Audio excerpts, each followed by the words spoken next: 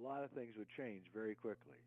When the book came out in 1926, now there's 300 copies. Now everybody, that's interested, but has wondered about the secrets of alchemy, and it's such a dark place where, how do I say this? Well, anyway, but now the books hit the streets.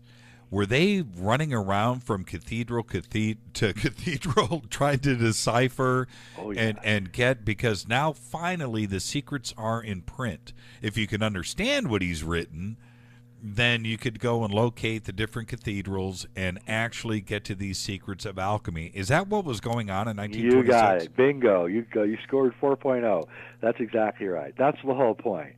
Was to go and use the book to show that all over the place were these secrets, and that all you had to do was look, and you could figure it out for yourself. And then that way, he doesn't have to be overt about it. And also, it creates you doing this, me doing it, for instance, which I really did. Right. It's an exercise that is incredibly enlightening. So by forcing me to go to all the cathedrals that I could go to in Europe and France, I didn't just learn about the inscriptions of alchemy on the walls.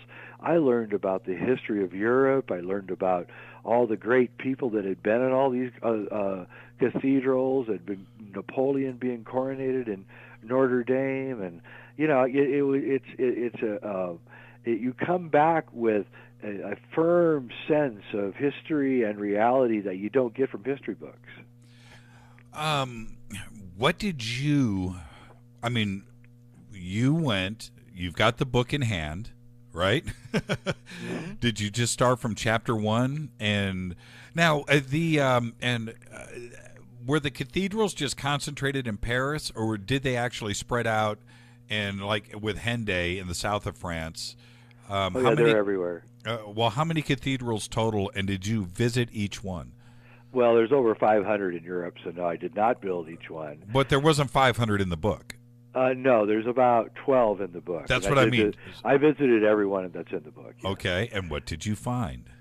Amazing things. I found a recurring motif, which really helped me understand the Hendaye research, which is the 4 signs of the zodiac, the fixed signs, which are in every cathedral, everywhere from Chartres to every one of them has it, which is, all part of the deciphering of the time periods. So they all have this emphasis on Taurus, Leo, Scorpio, Aquarius, right? As if it's like 1 o'clock, 3 o'clock, 6 o'clock, or 12 o'clock, 3 o'clock, 6 o'clock, and 9 o'clock on the dial. And that something happens when we pass into one of these areas. So then, and I thought, why would the church, which outlawed astrology, right, have all of these astrological symbols all pointing to this thing? And then that sent me into looking, okay, so if we're about to go into the age of Aquarius, did something happen, 6,000 years ago at the beginning of the age of Taurus that would be historically of note? And of course, yeah, that's right. When cities start being built, when writing is discovered, when agriculture starts, when wars and walled cities, and you can see right at the beginning of the age of Taurus, there's this wild and crazy change in history. So I said, okay, let's go back let's go back to Leo. Is there anything that happened in Leo that was amazing and shocking to history? And again, we find the great extinctions of the giant tree scrub and the woolly mammoth, right, and the melting of the glaciers and the ending of the ice age, and it's just like, whoa, got 2 hits in a row here, right? And then you can go back one full cycle, say 26,000 years ago from now to the last time that we were entering the age of Aquarius, and boom, if you look at when they say Neanderthals died out and Cro-Magnon finally took over, bingo, it's give or take 5,000 years, so 26,000 years ago, they say. So, you keep going back through these cycles, and you can see that there is definitely some odd business going on. Fortunately, my friend astrophysicist Paul Lavalette did ice core drillings in his book, which I made a documentary of, Earth Under Fire, and he found out the same thing, that every 12,000 years, 18,000 years, 24,000 years, any multiple of this 6,000 year deal, there's this kind of cosmic ray bombardment, gamma rays coming in, solar fluctuations, and I just, there's a lot of scientific evidence to back this thing up. So I'm not saying it's mystical, I'm saying that it's cyclical. Your head must have been swimming. It still is, to be honest with you. I visited the George Washington Masonic Museum several years ago in Virginia, right? And all these books that were under glass, and I started looking at all these books and their insignias and their symbols, and I hate to say this, but I walked away from that saying to myself, I already had the knowledge of the Hendaye cross, of course, but that the entire, I'll say this open, I don't know if I've ever said this either, the entire point of Freemasonry appears to me to be nothing more than the passing down from generation to generation the knowledge that there is a gigantic solar outburst every 6,000 to 12,000 years. And there's a reason why those the sun symbols that you see all over have that wincing face. That's right. I'm serious. I'm not the kidding. Angry sun. Yeah, the angry sun, and or angry, or maybe even freaked out. I think looking at the sun to the front is the moon on the left side. Yes. Okay, and then the A's are on the right side. Yes. Stars are in the back. Yep, the stars in the back. Okay, so we talked about the sun and what, its angry face, and it does look pretty, it looks upset, looks constipated, if you ask me. And I'm not saying that because that's exactly what's going on. So what do the four stars mean around the sun? Okay, so they're saying basically that when the sun, let me do this a little different so that I can get back to that. Okay. So every time you cycle around this pedestal, you learn more and more stuff. All right. So let's take our first round. Okay.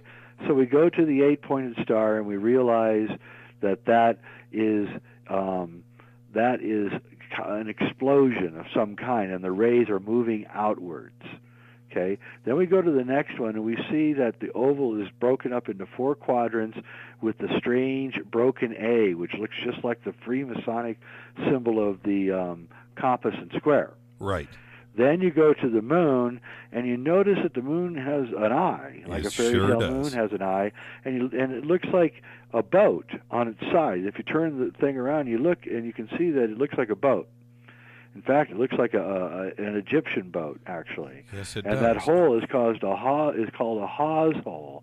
It's where the anchor chain for the boat comes out. All right, and it looks like there's 3 people, or 2 or 3 people, also in the boat. All right, I got so that's you. one way around. Okay, so then Fulcanelli tells us that these things are describing a double catastrophe. And that if you look at it, you can figure out what that double catastrophe is and when it's going to happen. So, naturally intrigued by all of this, I began looking, and I began realizing that the 4 A's were for the 4 ages. The Leo, Scorpio, Taurus, Aquarius angle on the zodiac. So if you took that oval and said that is the precession of the equinox, the time it takes for the Earth to go through one full tilt session, 26,000 years, right. And you look at that cross, and every single point where that cross is the fixed point in the compass for one of the 4 fixed signs, then you can say, okay, so the oval is indicating that when we get to one of the 4 fixed signs, this possibility of this double catastrophe could happen, right? Interesting. Right. Okay, below that is the moon. Okay, so what does the moon and the oval have in common? Well, the moon is our greatest local chronological timekeeper. Yep. It's how we keep time.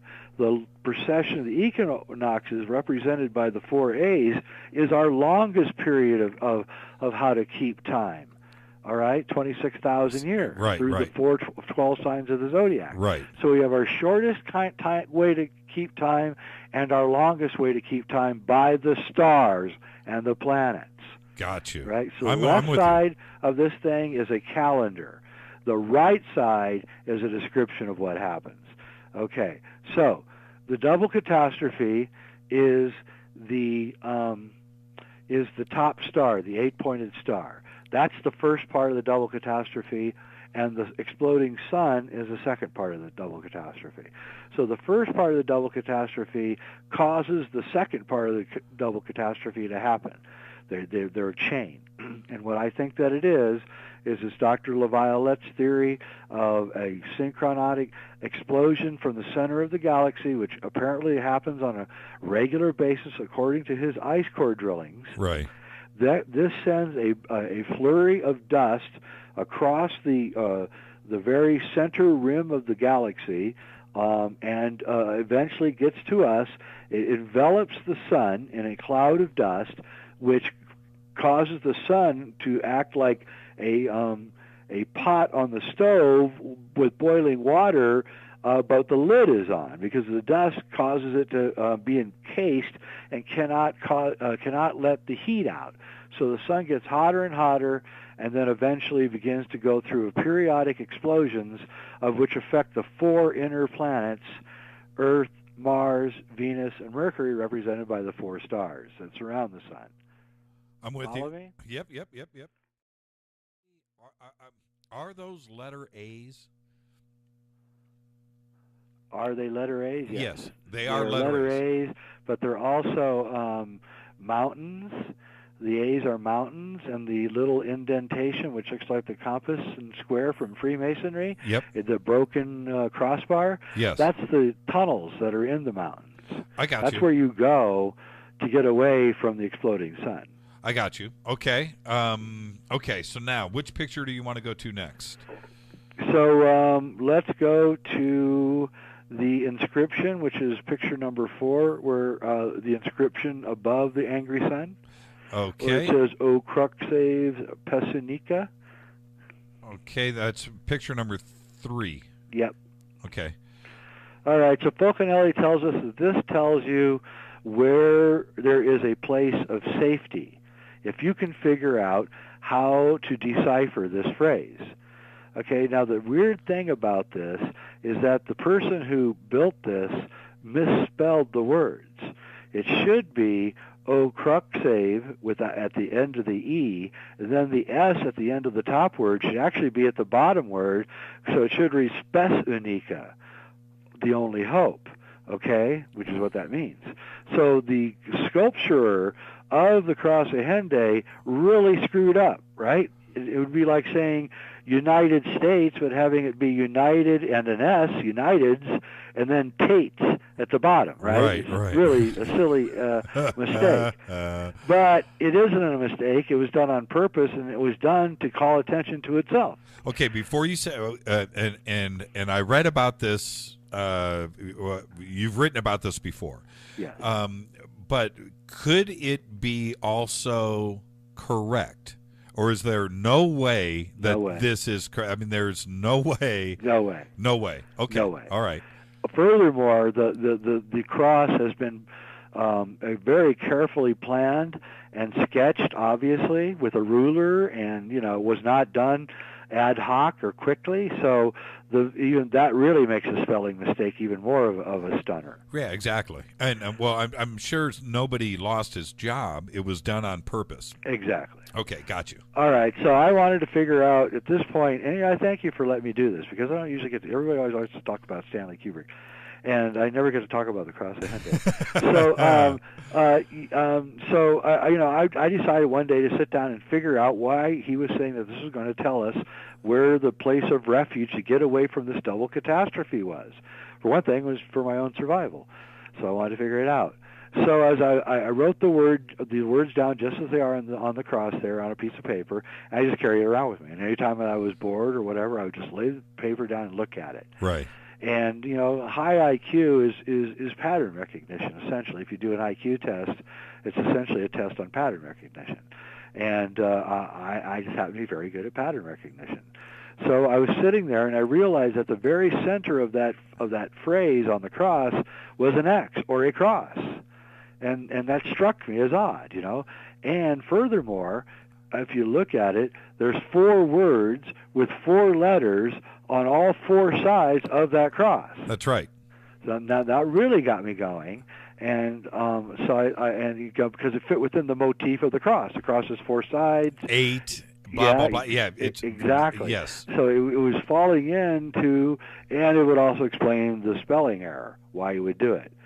So what I did was I then divided up the thing into 4 separate words, and this is all in my book if you want to see it, how I did it. And I re-scrambled the words, and it came out to say Inca Cave, Cusco, Peru. And it came out perfect. I mean, there was no wasted letters or anything. And then I thought to myself, well, hey, I think it's coming out in English. But then I looked it up, and I realized that no, the Cusco is spelled with an S, the Spanish style of how you spell Cusco. And the caves is actually a word that passes through Italian, French, English, German, right. Intact. Right. So I had a phrase that could be read in like 7 different languages perfectly. And you didn't really have to scramble. You didn't have to. No, most of the words are already there. Yeah, it wasn't a big, deep scramble. Right. Right. Yeah. So then, you know, I'm like, whoa, this is really wild, and I began looking up, anything that had to do with Cusco, and then I remembered, of course, that for absolutely no reason at all, in the middle of Mystery of the Cathedrals, Fulcanelli goes off on this tangent about how the high priests of the Peruvian Incans knew all the secrets. And it's like a throwaway 3-sentence thing, and we're off onto another subject, right? And I'm like, what? It always bothered me. Right. So, I went to Cusco, and I did everything that I was supposed to do, and I found these caves. They're actually everywhere, and they're deep, and people get lost in them, and there are warnings everywhere. Don't go in these caves. They keep going on for David Hatcher Childress told me that he was in a cave that was at least 50 miles long. Well, and it was built by humans. And I want to remind everybody of his name, Fulcanelli. Exactly. And so it all comes around. Okay, so continue. But it's just, it is, the thing is, I want everybody to just sink this into your frontal lobes. This is a true story. This is real. This is not imaginary. Okay, continue. So now you're in Peru. Yeah, and I'm going, I'm looking around and everything, and I'm starting to read the histories of Peru, and I'm starting to figure out that actually Pizarro had a court alchemist in the group with him that was given to him by King was it Francis, I think, of Spain, and that this alchemist knew all this stuff. Then I found the drawings of Pizarro's artists that went with him, and one of the art pieces that he had was The Secret of the Incas, and it was an oval with 4 signs.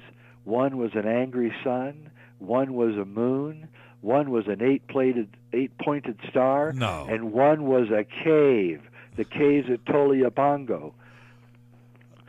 So, which of course I then went to those caves. Right. And there's these deep caves, and they obviously were created by humans. They have straight walls. And the Incas say, when you ask the Inca, the Quechua, who built this, they say they were built here long before we got here, dude. They don't even claim that they did it. They don't, and what's interesting about all this is that this was 97 when I went there at the height of my research, and then when I went back to Peru to do a film in 2007, every single one of those cave entrances had been sealed off, and there was military in front of them. No. Yep. And they wouldn't let me anywhere near it. Exactly. They saw my camera, and they would point their gun at me and say, "You get out of here." I've heard you tell this story before. So why? I know the answer, but I know everybody else now is just wondering what's going on. Why would they? It's not only in Peru, but it seems to be a worldwide phenomena where you used to be able to just go into caves, and involve. Why do you think? Like I said, I know the answer, so I'm just going to let you answer it. Why are they sealing off caves, Jay? Because they don't want us to. They don't want us to save ourselves.